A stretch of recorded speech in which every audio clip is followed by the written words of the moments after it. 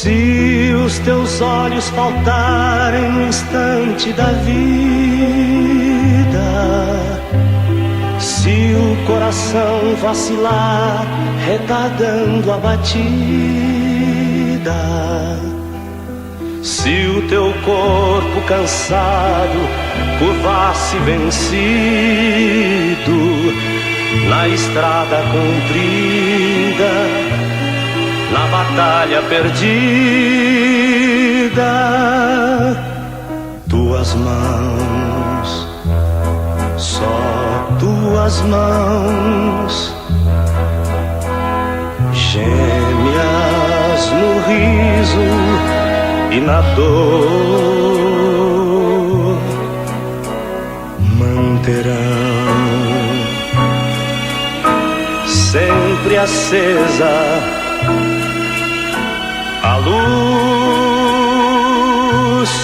votiva do amor. Mãos que se juntam na prece no momento supremo,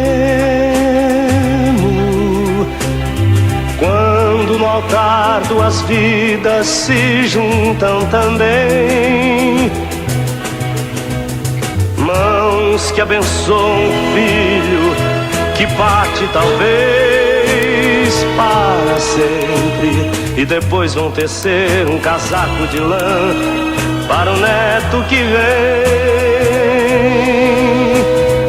Mãos que dão lenitivo aos que foram vencidos na vida, mãos que nunca recusam num gesto perdão. Mãos que arrancam das cordas de um violino nervoso e agitado a música divina que torna todos os homens irmãos.